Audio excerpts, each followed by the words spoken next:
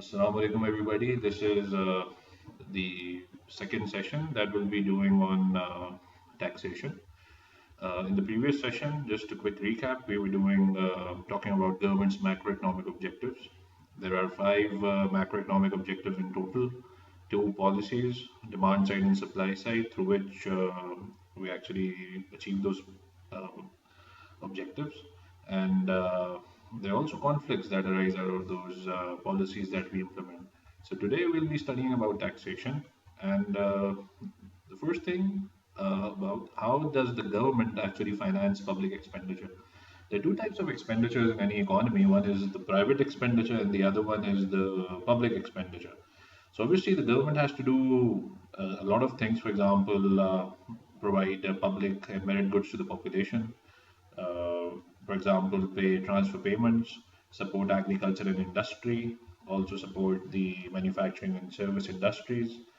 The government has to finance all the strategic industries that we have in our economy. So, where does the government actually get the money from? How does the government finance its public expenditure? Sometimes the government borrows money from the private sector. Sometimes it gets rents from publicly owned buildings and land. For example, Pakistan has a few properties via PIA, one in New York, the hotel that we have, which is known as Roosevelt, another property that we have in Paris, known as Hotel Scribe. Admission charges, for example, from public museums and monuments. We visit different museums. We visit different, for example, uh, places such as the Karachi Zoo. There are admission charges. Obviously, they are revenues for the government. The government also gets revenue from the sale of some public services, such as postal services and public transport. For example, we have the uh, water and sewage departments, we have the electricity services, we have the gas supply companies. From there, the government generates revenue, for example, from airline companies. Uh, they also get revenue from proceeds from the sale or privatization of government owned industries. Recent examples of privatization in Pakistan, it includes K Electric and a part privatization of PTCL. And government also gets money from interest charges. For example, if a government has a huge budget surplus and it has surplus money in hand, it can always give loans to private sector or always pay to overseas, provide funds to overseas governments who are facing budget deficits or current account deficits. The government, but the biggest revenue that any government generates is from taxes. And taxes can be on incomes, they can be on wealth and expenditures. They can also be levied on goods and services. So we will be discussing about this in the later part of this lecture. That what is the difference between direct and indirect taxes? Now, what's the different? What's this term tax burden? Tax burden is actually the total tax revenue as a proportion of the national income of a country. Now, sadly, in our country, we pay very less tax. A big reason for that is our GDP per capita is very low. Now, what's GDP per capita? GDP, which is the total value of goods and services produced in an economy during a given year, divided by total population. That basically, our GDP per capita is very, very low. And because of that, we don't earn much, so we don't pay much in taxes. Now, in this table, we can see the total tax as percentage of GDP. We see the Swedish pay almost 50% of the tax.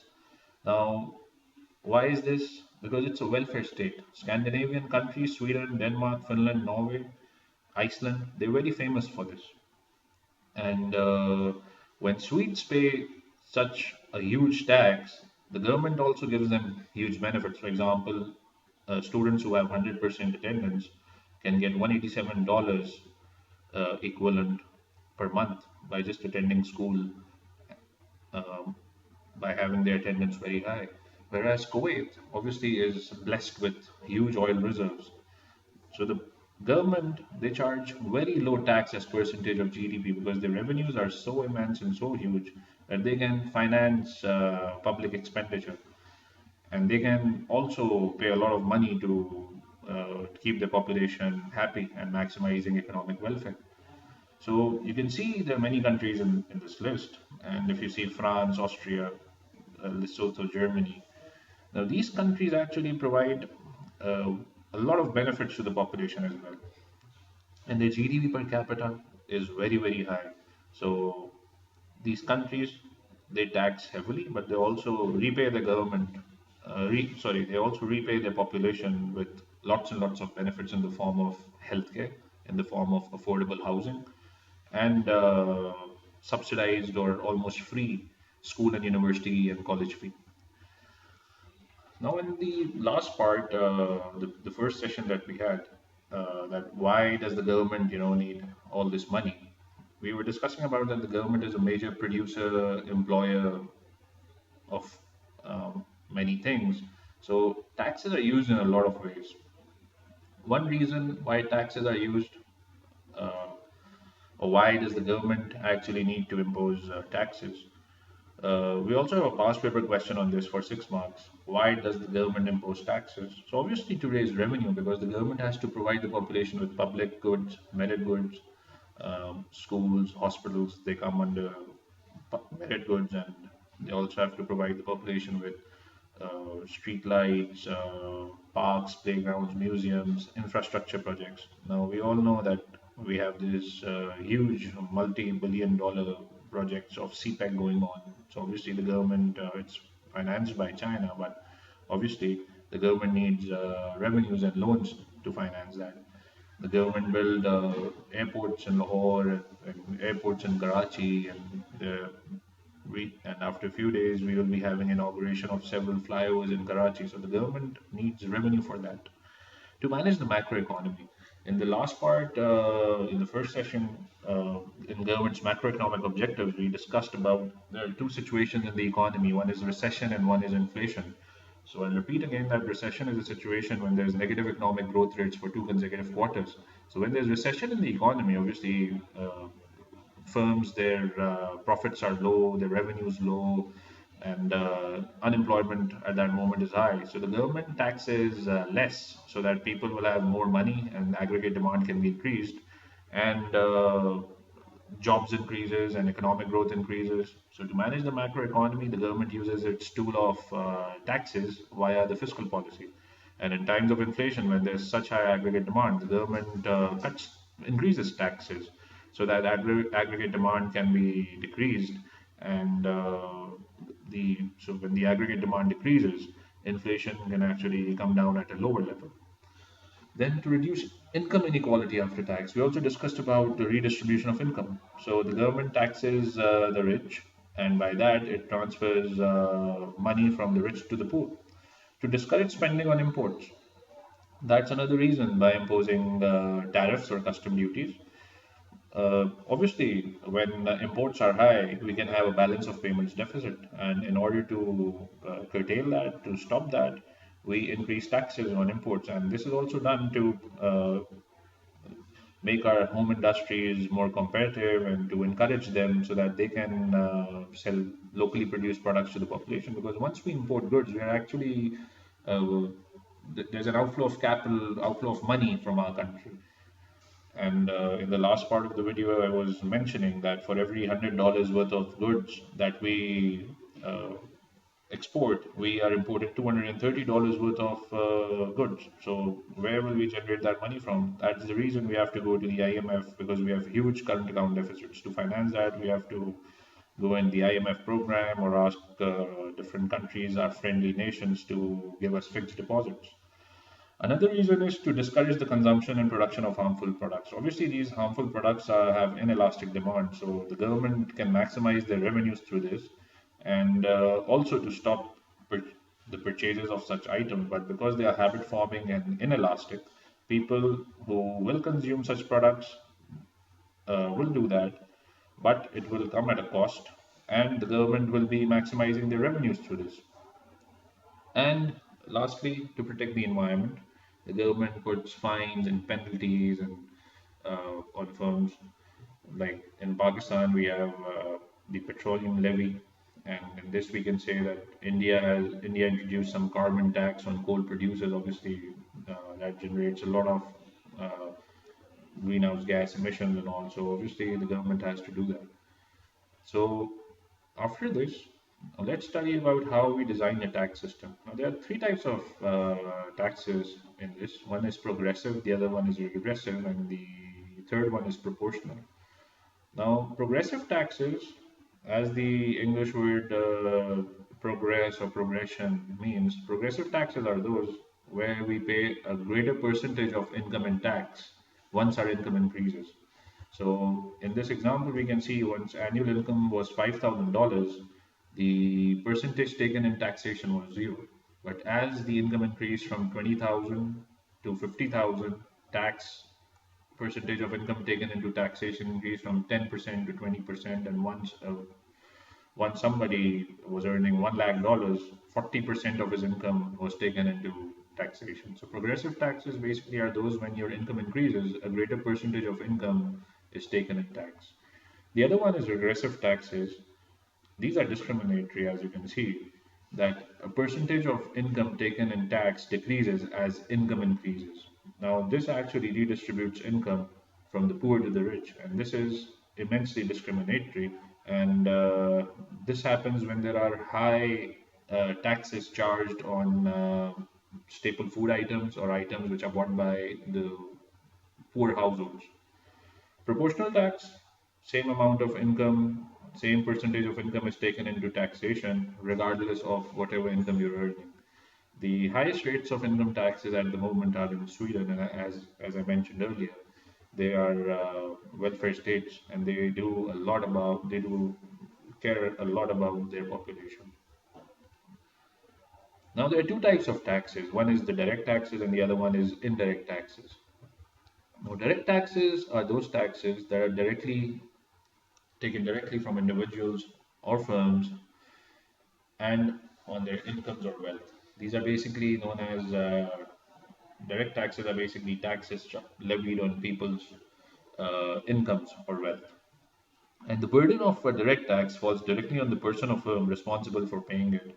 Examples of direct taxes include uh, corporation taxes that businesses have to pay, payroll taxes or income taxes that individuals pay, property taxes, inheritance taxes, gift taxes, and we also have capital gains taxes on, for example, the stocks, shares that you buy. Indirect taxes are taxes taken indirectly from incomes when they are spent on goods and services. These include uh, import duties, these include excise duties, these include value added taxes, these include sales taxes. Indirect taxes may also be called expenditure taxes or outlay taxes. Now, coming on to which taxes are better, direct taxes or indirect taxes? Now, let's discuss. Now, as I mentioned earlier, direct taxes are taken directly on a person's income or wealth. These include personal income taxes, corporation or profit taxes, capital gains taxes, wealth, that includes inheritance and property taxes. Now, let's come on to the advantages of direct taxes. Direct taxes are basically a major source of tax revenue. But see, this point is debatable because they are major source of tax revenues for mostly the developed nations. Now, countries like ours, Pakistan, when our GDP per capita is low and it's almost $1,500, and our minimum wage is almost around, I guess, $18,000. You can actually do a bit of research on this. So the bulk of our population, the majority of our population, can't actually even fall in that tax bracket where the minimum tax of 2% is levied. So these taxes can never be a major source of tax revenue for governments of developing or underdeveloped countries whose GDP per capita is too low. They're only major sources of tax revenues for countries who have HDI rankings of 0.800 or more, or who are so highly advanced and developed like Canada, Australia, USA, Scandinavian nations, Norway, Sweden, Denmark, Finland, Switzerland. So there are major tax revenues for them. And These taxes, the best part about them, they are progressive. And as they are progressive, and we discussed about the term progressive taxes, that when you earn more, you pay a greater percentage of your income into taxes. So this actually helps in reducing inequalities in incomes after taxes. Now, there were suggestions in France to tax the highest earners almost 90% a year uh, by the poor segments of the society because they used to earn so much. And these help in reducing income inequalities. And they take account of people's ability to pay. For example, in Pakistan, you're earning 6 lakhs a year, you pay 2% of your income into taxation. But if you're earning less than that, you can't fall into the tax bracket because the government thinks there's not enough money you're saving, so they can't collect taxes from you. So these taxes can't be actually, a major source of tax revenue for governments of underdeveloped countries. That's why they actually go to regressive taxes and indirect taxes, and that actually is a big problem. Disadvantages of direct taxes are they reduce work incentives. Obviously, as I was saying, that Sweden charges almost 55% or 50% of taxes. So there are many people who will not go and work, and this results in labor market failures, voluntary unemployment when people quit jobs because they feel that taxes are too high and they rely on public or welfare payments. Taxes on profits can reduce profit available to entrepreneurs to reinvest in their businesses. This can be a big problem, and businesses can actually shift their capital in countries that have tax-free zones or where taxes are low.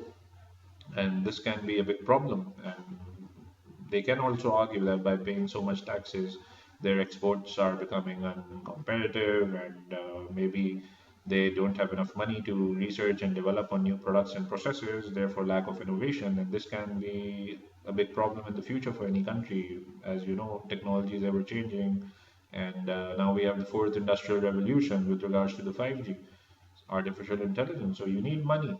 So businesses can argue on this point. And high tax rates can cause tax evasion. People can evade taxes. People can uh, look for loopholes and not pay taxes. Now, coming on to indirect taxes, these include taxes such as value added taxes, excise duties or custom duties, or import tariffs, user charges. Now, indirect taxes, they're levied on goods and services. The advantage of these basically are taxes that are revenue generators for governments of underdeveloped and developing countries because their incomes aren't that much high, their GDP per capita is low. So everybody, almost everybody who will buy a good or a service will have to pay some indirect taxes. And that's why when we go to an IMF program, the first thing they do is tell our government to increase the prices of electricity and to increase the prices of fuel, especially diesel, because that's a commercial commodity. So these are cost effective to collect. A wide tax base. Anyone who buys goods and services will have to pay some indirect tax. And they can be used to discourage consumption and production of harmful products. So that can also raise a lot of money for the government. That's why cigarettes and every budget, their prices are increased because it's a demerit good. They yield negative externalities. Disadvantages of indirect taxes are the cost of collecting taxes, they fall to businesses, and they are aggressive because everybody, whether somebody is rich or poor, we always we always have a lot of items, irrespective of which income bracket we fall into. The basket of goods and services of rich and poor, there are several items that are same. So the rich, they can bargain for better uh, salary, for better incomes, but the poor, they're the hardest hit. And for example, in recent days, when prices of sugar and wheat they've gone up, the rich, they do not know what's the price of per kg of wheat. Ask the poor, and they'll tell you because they're the hardest hit. And that these things can actually drag a poor household from relative to absolute poverty. Such are the small levels of margin that these poor income households have. Tax revenues are less certain because they depend on spending patterns. Now, see what's happened with the COVID-19 coronavirus that we're having. Tax revenues have fallen. Now, let's talk about the suspension in Umrah services at the moment. So people who had paid or booked rooms in Makkah and Medina, Saudi implemented a value-added tax of 5% a few years ago. So everybody is now looking for refunds. And now when they're looking for refunds, businesses have to return the full amount. Government won't be getting any tax revenues because people are not visiting the kingdom. Same goes for all parts of the world. Same as going for Italy, which is almost in a complete lockdown because of the surge in the virus cases. Same problem in Wuhan, China. Business activity has fallen. So tax revenues are less certain. No one predicted about the virus. It was so uncertain, and now spending patterns have gone down. So obviously, less indirect taxes will be collected. And lastly, they add to price inflation. And inflation, as you know, it's when the prices of goods and services they increase, and that can have a problem. Now let's talk about the balancing the budget. The budget is the difference between the government spending and the tax revenue collected. Now, if tax revenue collected is less and public spending on public and merit goods is more, so that will lead to a budget deficit. And the opposite is the case for a budget surplus, where public expenditure spending is less and tax revenue is greater. So, an expansionary fiscal policy where you decrease taxes and increase public expenditure will increase the budget deficit or reduce a budget surplus because you're spending more basically. Contractually, fiscal policy will have the opposite effect, which is actually used during times of price inflation, where you have to bring about a low and stable rate of inflation. That will reduce a budget deficit because you're increasing taxes, and that's how contractually fiscal policy will lead to a reduced budget deficit or increase in a budget surplus. Now, when there's a national debt, what will the government do? The government must borrow if public expenditure exceeds public revenue. We recently borrowed from China. We've borrowed from Saudi Arabia. We're getting oil as on a deferred payment basis. Um, for example, I think that's for 3 years that they've deferred that. We have the deferred oil facility. And we have fixed deposits from friendly nations such as UAE, Saudi, and Qatar, for example. You can do a bit of research on that. The total amount of money borrowed by the public sector of a country over time that has yet to be repaid is the public sector or national debt. This is the money that we have to pay. And debt can be internal and it can also be external. You can do a bit of research on that too. That what's our external debt and what's our international external debt. I guess that's in the ratio of one third, two third. So 1:3 and 2:3. Taxes will have to increase or other public spending cut to pay rising interest charges if the national debt expands at a faster rate than national income. So you guys can study this graph. And that's all for today. So, Alhamdulillah, we've completed our topics on macroeconomic objectives, taxation, and in our first lesson, the macroeconomic objectives, we also discussed about redistribution of income. Thank you so much. Hope you had a great time.